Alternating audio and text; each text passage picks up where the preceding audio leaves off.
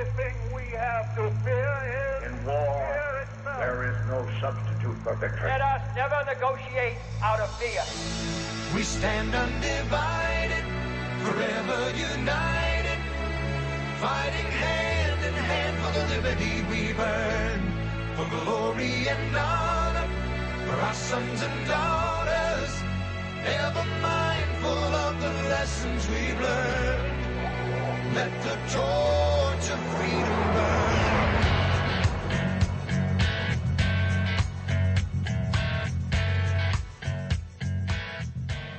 Welcome to WallBuilders Live, the intersection of faith and politics with David Barton and Rick Green. Thank you for joining us today. One of the things we're looking at on the program, as always, is how to protect our freedoms and how to preserve it for the next generation. A big part of that is the system itself and how the system works. And, David, we've had multiple programs over the last year or two with regard to some of the executive actions of President Obama, whether it was the getting rid of welfare to work or the amnesty deal in the last few weeks. I mean, there's been a lot of examples where he has overreached and really done something completely unconstitutional. And some of these things he's starting to be called on the carpet, but we're beginning to get a better understanding of what executive orders are all about. Yeah, we are. And executive orders go back to the Constitution, Article 2. The president's to take care that the law shall be faithfully executed is what the Constitution says. And so if the president issues an order to everyone in his administration that to help the law be faithfully executed on this area, this is what you're going to do. To ensure that the law is faithfully executed in this area that Congress has passed, this is what you're going to do. You can issue executive orders like that all day long, and they are to lead to the end that the laws be faithfully executed, because that is the number one responsibility of the president. Now, what happens is you have presidents who become activists in their agendas, and they want to do things, and they don't want to be bound by the Constitution. And I think we could probably safely argue that this administration has been one of the most activist administrations since FDR. I don't think there's going to be much pushback on that. I mean, you look at the presidents from FDR: Truman, Eisenhower, JFK, LBJ, Nixon, Ford, Carter, Reagan, Bush, Clinton, G.W. Bush. I don't think any of those would hold a candle in terms of government activism for what this president has done. Now, here's a line that came in a recent Politico article, and Politico is not a conservative news body. But here's what they say. They say Obama is on track to take more high-level executive actions than any president since Harry Truman. So let's just look at executive orders here for a moment. Harry Truman had 909. That's an activist president. He was after FDR. Eisenhower had 484 in his 2 terms. JFK had short of 1 term, 3 years. It was 214 executive orders. LBJ, who was in there for the better part of 2 terms, he had 325. Nixon, who was in for his duration until he resigned, 346. Ford had 169. Now, so far, that's your least active president with executive orders. Carter had 320, Reagan 381. Then Bush, first Bush, 41, had 166. So that's now your new low in executive orders. Clinton has 364, George W. Bush 291. Now grab this. How many executive orders has Obama issued? Your lows are Ford at 169 and Bush at 166. What do you think Obama is? Man, 300. 147. Huh. So why does Politico say Obama is on track to take more high-level executive actions than any president since Harry Truman? It's because he has now moved away from issuing executive orders, and this is what they explain, is by issuing his directives as, quote, memoranda rather than executive orders, he's downplayed the extent of his executive actions. So for posterity and history, he's not going to look that activist because he's changed really changed the measuring stick. He has issued the presidential memorandum more often than any other president in history, using it to take unilateral action, even though he's signed fewer executive orders. So when you put it all together, he is a very activist president. He's issued these memoranda or gun control or memorandums on gun control and abortion and conscience and health care, and telling the EPA to bypass Congress, normalize relations with Cuba, change labor relations, declare Bristol Bay, Alaska to be off limits to oil and gas exploration. And here's what Politico concluded. They said the Obama administration is preparing another active year of executive action in 2015, pumping out new rules and enforcing others for the very first time. setting tougher standards on everything from air pollution to overtime pay to net neutrality, food safety, commercial drones, a college ratings plan, and a crackdown on for-profit colleges that don't prepare their students for well-paying jobs. There's even going to be new rules given by the administration for organic pet food. I mean, these guys are activists, and they're taking the role of Congress. So immigration is the most recent one, but it's not an executive order. It's an executive memorandum, but it has the same effect. So Rob Schwarzwalder, who's in Washington, D.C., who's with Family Research Council, recently wrote a great piece looking at the president's activism, particularly on immigration, and we thought he'd be a great guy to analyze this most recent action by the president. Our guest today, Rob Schwarzwalder, with us when we return here on WallBuilders Live.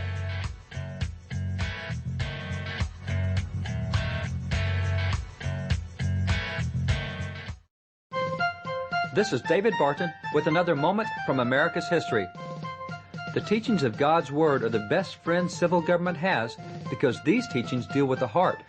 Only by dealing with the heart can crime be prevented. For as Jesus explained in Matthew 5, all crime comes from the heart. Understanding this, Daniel Webster, the great defender of the Constitution, once declared, "The cultivation of the religious sentiment represses licentiousness. It inspires respect for law and order and gives strength to the whole social fabric. Whatever makes men good Christians makes them good citizens. Indeed, it is not the good Christians whom the police arrest for armed robbery, gang activity, or other such crimes. Understanding this, the Founding Fathers encouraged religious instruction, for as Daniel Webster so accurately noted, good Christians make good citizens." For more information on God's hand in American history, contact WallBuilders at 1-800-8-REBUILD. Let the torch of freedom burn.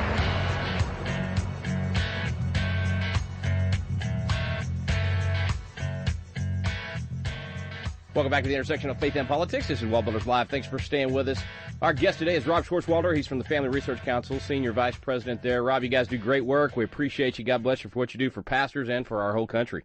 Oh, it's a joy to be with you, Rick. We so appreciate what you and David are doing along the same lines for people all over America. Well, man, you guys, you had a great article on the president's executive orders and how that lines up or doesn't line up with the Constitution. I appreciate what you said in there that, look, the immigration reform is not something you guys are taking a position on, but the Constitution is. Tell us what your take is on what's happening. Well, the bottom line is this. Americans are very divided, as they are over many issues concerning the issue of immigration reform. The views that we have on that issue are, within the FRC family, somewhat diverse. And so we're very careful. We believe in a just, equitable immigration system that stops people coming in illegally at the border, that prosecutes appropriately, all of those things, but we don't take a position on a specific plan. What we do take a position on is the fact that the Constitution does not give a president the right to be an emperor. And it's interesting that President Obama himself, earlier, I believe this year, said, "I'm the president. I'm not an emperor. I don't have the authority to do this." Apparently he decided he really wanted to be an emperor and went forward with an executive order that has no constitutional foundation whatever. Yeah, it's amazing. I mean, had he, when running in 2008 or in 2012, said that his view on constitutional authority and executive orders was A, B, and C, and then did A, B, and C, that would be one thing, even if he was wrong and, the opposition could take him on that. But, I mean, here's a guy that actually said himself, this could not be done. He actually said there are limits on these executive orders, and it's got to be the execution of a law that's Congress has actually passed, yet he's completely reversed course. Do you think he just feels invincible now that he doesn't have another election he's got to wait on? It's a really good question. I mean, you have to ask yourself, why did he wait until after the election to go ahead and allow Harry Reid to hold a vote, for example, on the Keystone Pipeline? Could it have anything to do with Mary Landrieu's sinking Senate campaign? Why did he forestall decisions on a number of issues until now? Why is he going to try to have his new appointee as Attorney General voted on before the new Congress comes in? Why is he now issuing these series of executive orders that will result in essentially 5 million people being incorporated legally into the United States, regardless of your position? Let's say, for the sake of argument, and I think you and I would probably agree, we don't believe this, but let's say that the content of this order is entirely appropriate. That's not the issue. The President of the United States does not have the constitutional authority to circumvent Congress. And as I mentioned in the article that you alluded to, the Constitution says the President has the authority under the executive order power to enact policies to ensure the faithful execution of laws passed by Congress and signed into law. There was nothing about this executive order that had anything to do with passage by Congress. In fact, the President sort of put a gun to Congress's head and said, I'm going to give you a year, or you've had a year, now I'm going to act. Since when does the President of the United States say to Congress, unless you do what I want, I'll act unilaterally? That is such a clear violation of Article 2, Section 3. And then there's also the executive power as defined by the Supreme Court about 60 years ago. Robert Jackson was the U.S. Supreme Court Justice who presided over the Nuremberg trials of the Nazi war criminals, distinguished jurist. He laid out a threefold test for appropriate executive orders. The Obama executive order announced violates them all. He, in fact, describes, he says, when the President, and this is a quote from a Supreme Court decision authored by Justice Jackson, when the President takes measures incompatible with the expressed or implied will of Congress, his power is at its lowest ebb. In other words, he doesn't have the authority to do this. So conservatives should be deeply concerned that a President of the United States has so profoundly dismissed his constitutional responsibility, decided to act, as he himself put it, more as an emperor than as a president. No doubt, no doubt. And Rob, we're not, it sounds like we're probably in agreement on this too. Executive orders in and of themselves are not unconstitutional. They've been used by virtually every president. We all love to uphold Reagan as a great president. He used executive orders, but it was what you just described. It was pursuant to an express or implied authorization of Congress. It was the faithful execution of laws that were already on the books, or it was just executing. A lot of times Congress creates some agency or puts some law on the books, and there's a lot to do to actually implement that law that requires executive orders. But this is the opposite. This is going in the opposite direction of what Congress had expressed their will to be. That's exactly right. Congress said, in essence, we're not going to act on this. The President simply didn't like what they had refused to do and therefore acted. This is about the faithful application of laws that exist. There is no law. And what's interesting is Mr. Obama said that he acted on the basis of what he considered to be urgency. What has changed in the last year, 2 years, 6 years that he's been president that has created this sudden urgency? In fact, you could argue that immigration has been a steady issue for many, many years across administrations. There is no national emergency that justifies this kind of unilateral action. And so essentially the president was, in as many words, sticking a thumb in the eye of Congress, saying, I'm fed up with you guys. I don't like the inefficiency or the pace that I think you're acting, and so I'll take action on my own. If the founders wanted a king, they would have given us one. They didn't. They gave us a constitutional system of checks and balances whereby the president only can act in executing laws that already have been made. That's the whole basis of the term executive, as you know. He is an executor. He does things. He goes forward to execute things that already have been passed by Congress. I noticed after the fact, and people started responding. The White House started claiming, he's just doing the same thing that George H.W. Bush did and that Reagan did. And I haven't researched this thoroughly, but what's your take on that? Well, a little bit I saw, and what I was able to read on that, what Bush did was very different. It really was actually implementing what Congress had done. There had been some of the children left out, and it was a few thousands, not millions. And he was working with Congress to do that, and then they passed a law, basically at almost at the same time, to make sure that was covered. But it was pretty clear among all the parties he was just furthering what Congress had intended to do.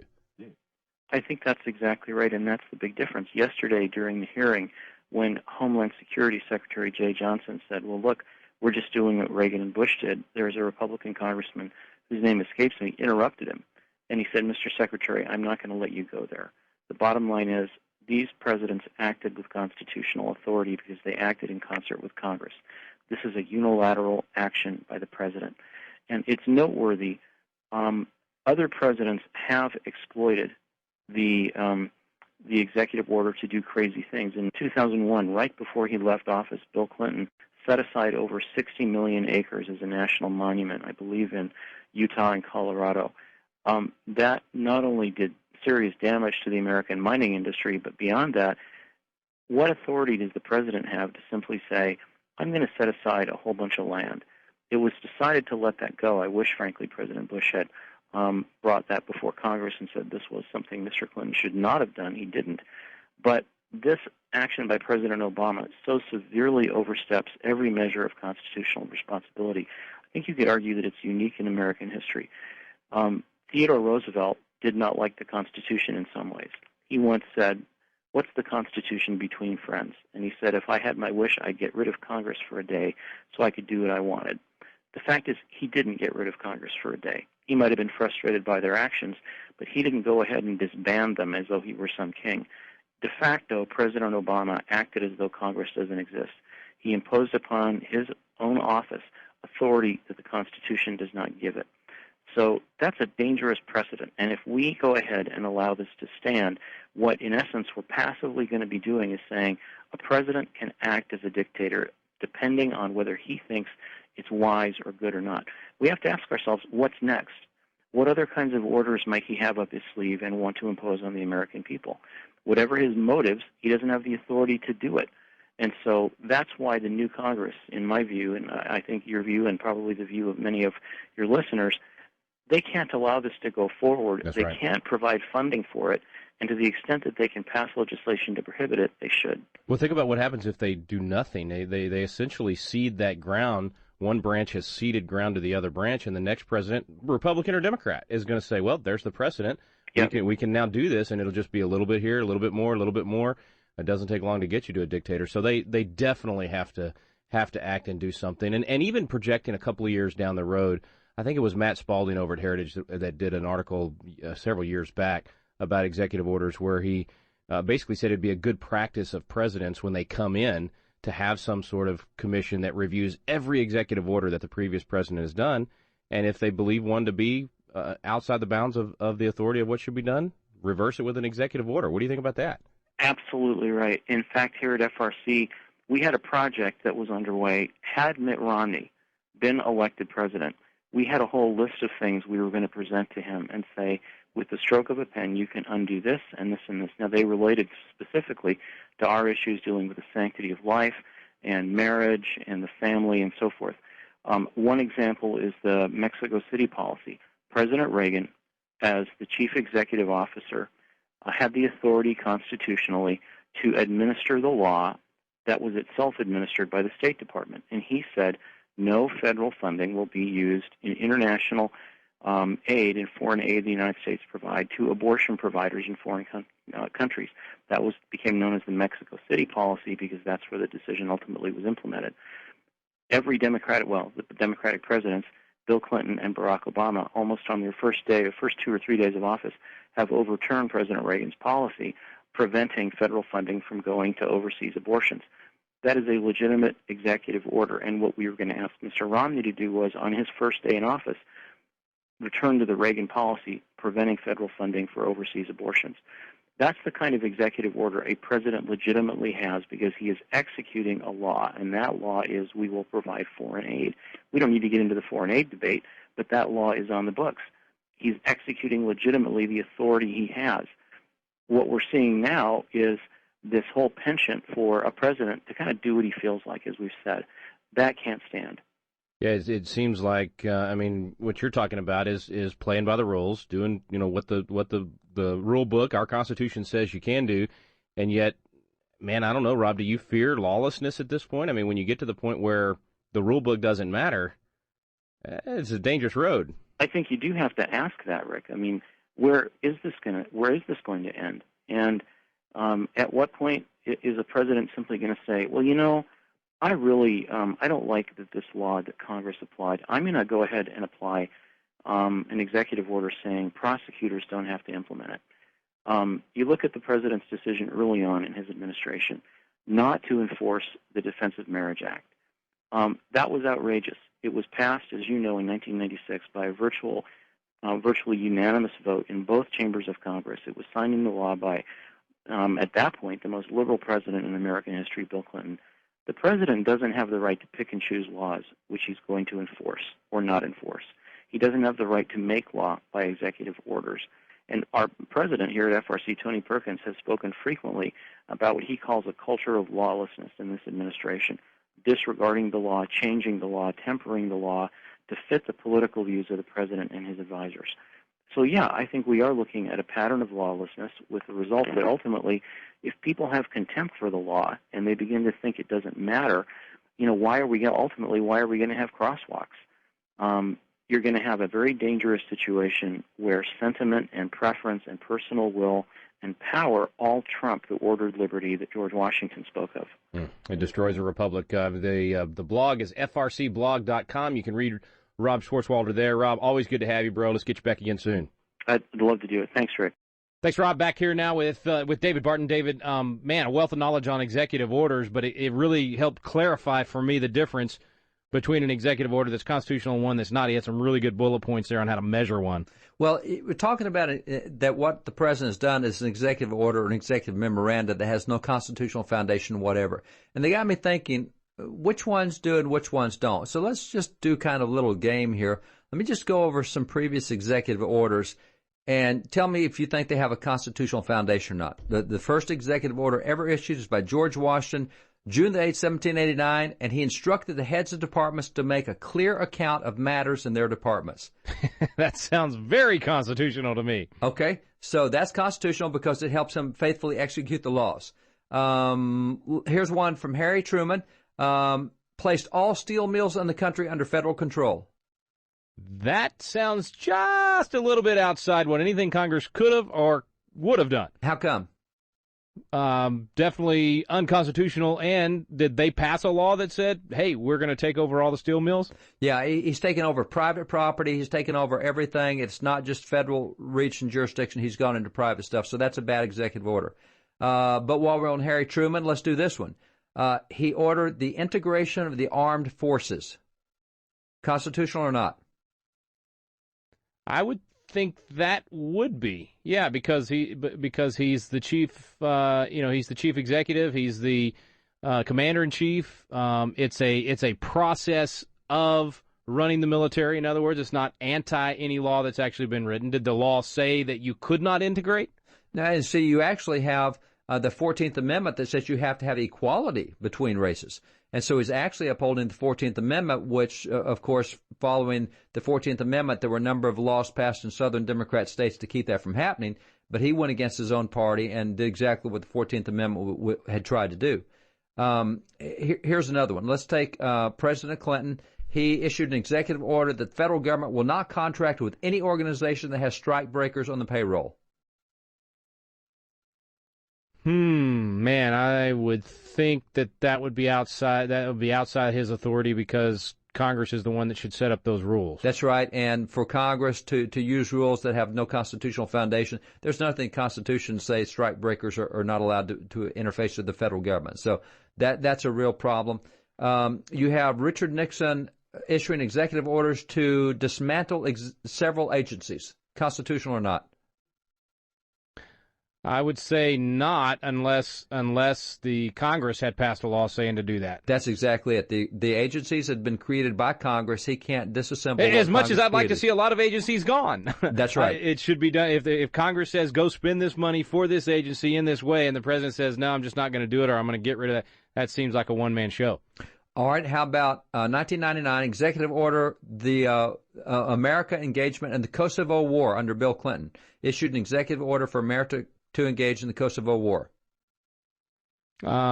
Definitely not. Definitely not constitutional. If Congress never declared war and said we want this to happen or appropriated money for it to happen. In this case, Congress came behind and issued an authorizing resolution. So on his face, he's the commander in chief. He can direct the military, but he's got to get Congress's support. And in this case, that happened. So that would be an okay executive order. I would disagree with it, but nonetheless, Congress authorized his action. So you're saying that what he did, so he took initial action when it was emergency before he could get congressional approval, then they came back and gave approval for him to continue? Yeah, that makes, okay, I'm with you there. Yep. Desegregation of public schools by Dwight Eisenhower. Executive order. Yeah, I would think so. If it's upholding the Constitution and enforcing the constitutional provision. Yeah, provision in the 14th Amendment, as you mentioned earlier. Yeah, the 14th Amendment, that would work. Do one more. Now wait, back up, because you need to reiterate that. Who was that? That was Democrats who had set aside the 14th Amendment through what were called black codes, 11 different types of laws where they prohibited equality. They would not. But who allow was equality. the president that said, we're not going to allow that, we're going to enforce the Constitution? That was Dwight Eisenhower. That's what I wanted to hear again, because everybody seems to think it was all Johnson, all Kennedy. No, that was Eisenhower. Dwight Eisenhower. One more for you. Richard Nixon used executive orders to order affirmative action in hiring. Constitutional or not? In the federal department? In the federal department. I mean, so in agencies? Wow, that one's tricky, too, because did Congress pass laws saying that they wanted that? Or not? He just came up with it on his own. He came up on his own, but the problem is it also violates equality because you're not treating everyone the same That's anymore. Right. You're treating that's right. others.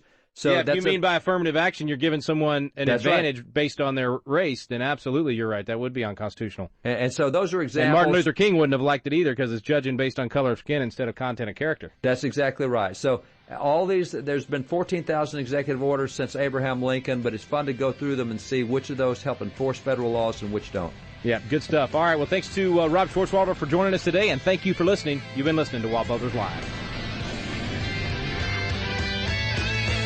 Stand undivided.